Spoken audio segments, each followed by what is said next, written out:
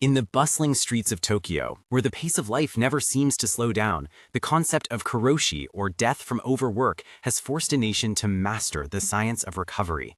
Stress isn't just a mental burden, it is a physiological weight that alters our chemistry. Today, we delved into 5 profound methods prescribed by Japanese medicine to reclaim your peace. These aren't just quick fixes, they are shifts in perspective rooted in both ancient wisdom and modern clinical practice. We will explore how to transition from a state of constant survival into a life of sustainable harmony. Let us begin this journey into the quiet corners of the mind, where the true healing begins. The first method is Shinrin-yoku, or forest bathing. Unlike a standard hike, this is a meditative immersion in nature. Japanese physicians often prescribe this to lower cortisol levels and boost the immune system. When you enter a forest, you aren't just looking at trees, you are breathing in phytocides, natural oils released by plants to protect themselves from insects. These chemicals, when inhaled by humans, significantly increase our natural killer cell activity. It is about engaging all 5 senses: the scent of damp earth, the rustle of leaves, and the dappled sunlight on the forest floor. By simply being present in the woods, you synchronize your heart rate with the rhythm of the natural world. Second, we look at the ritual of ofuro, the Japanese bath. This is far more than hygiene, it is a spiritual and physical reset.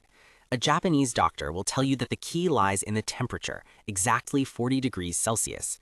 This specific heat triggers the parasympathetic nervous system, allowing the body to exit the fight or flight mode. The buoyancy of the water reduces the load on your muscles and joints, while the hydrostatic pressure improves blood circulation. As you soak, the heat dilates your blood vessels, flushing out lactic acid and toxins accumulated during a stressful workday. It is a transition period, a sacred space between the chaos of the outside world and the sanctuary of the home. The third method involves zazen, or seated meditation, specifically focusing on the hara, the physical center of gravity in the lower abdomen. Stress causes our breathing to become shallow and high in the chest, signaling danger to the brain. By practicing deep diaphragmatic breathing focused on the hara, we manually override the stress response. A doctor's advice is simple: exhale twice as long as you inhale. This long exhalation sends a powerful signal to the vagus nerve to slow down the heart. It is not about emptying the mind, but about becoming an observer of your thoughts, watching them pass like clouds without letting them take root in your physical body. Fourth, we address the concept of ikigai and its relation to daily stress. Often, we are stressed because our actions are disconnected from our purpose. A Japanese doctor encourages small wins, finding joy in the minute details of the morning. Whether it is the perfect cup of green tea or the way the morning light hits your desk, these micro moments of purpose act as a buffer against systemic stress. By identifying your reason for being, you create a mental framework where challenges are seen as hurdles on a meaningful path rather than meaningless obstacles. It is the practice of starting small to build a resilient spirit that can withstand the pressures of a demanding career. The fifth and final method is kintsugi of the mind. Kintsugi is the art of repairing broken pottery with gold, making the piece stronger and more beautiful for having been broken. In a clinical sense, this means embracing our failures and stressors as part of our history, rather than something to be ashamed of. When we stop resisting stress and start acknowledging it as a teacher, its power over us diminishes. A doctor suggests journaling the gold, writing down one lesson learned from every stressful event. This cognitive reframing turns psychological wounds into badges of wisdom. You are not broken by stress. You are being refined into a more complex, resilient, and beautiful version of yourself. Beyond these 5 methods, the Japanese approach emphasizes ma, the space between things. In our digital age, we are constantly bombarded with information. Ma is the intentional pause. It is the silence between notes and music that gives the melody meaning. Doctors suggest implementing ma in your schedule: 5 minutes of doing absolutely nothing between meetings, or silence during your commute. This intentional emptiness allows the brain's default mode network to engage, which is crucial for creativity and emotional processing.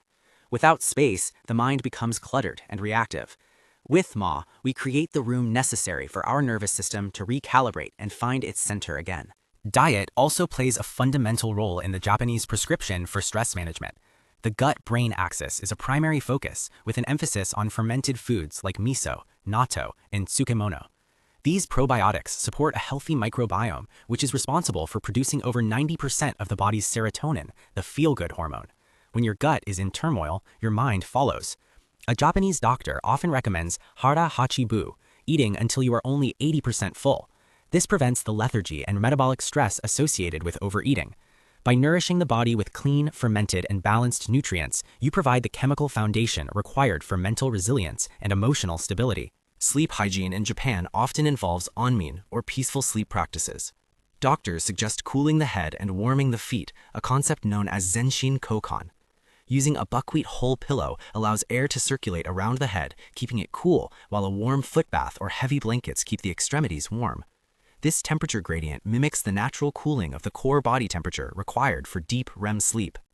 Furthermore, removing electronics from the sleeping area is non-negotiable. The goal is to turn the bedroom into a sensory deprivation chamber that signals to the pineal gland that it is time to release melatonin. Quality sleep is the ultimate biological vacuum that clears the brain of metabolic waste. Social connection, or kizuna, is the hidden pillar of stress reduction. However, it is not about large social gatherings, but rather moai, a small, committed social group that provides emotional and financial support. Japanese health philosophy emphasizes the importance of ibasho, a place where one feels they truly belong. Stress thrives in isolation.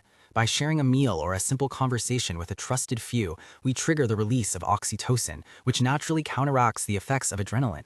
A doctor's prescription for stress often includes a simple instruction: reach out to one person and listen to them.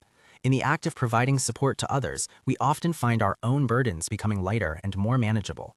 Lastly, we must consider the rhythm of the seasons, or shun. In Japan, life is lived in accordance with 24 small seasons, or seki. Stress often arises when we try to maintain the same high level of productivity year-round. A doctor would advise you to adapt your energy to the season. In winter, like the earth, we should turn inward and rest. In spring, we should allow new ideas to sprout slowly. By acknowledging that we are biological beings subject to the cycles of nature, we stop fighting the current of our own energy levels. This alignment reduces the friction of trying too hard and replaces it with a natural flow. When you live in shun, you are never out of step with yourself. Stress is not an enemy to be conquered, but a signal to be understood. Through the lens of Japanese medicine, we see that healing is a holistic endeavor, a combination of nature, ritual, breath, purpose, and community. You don't need to implement all these changes at once. Start with one. Take a longer bath, breathe into your abdomen, or simply step outside and look at a tree. As the Japanese proverb says, even a 1,000-mile journey begins with a single step.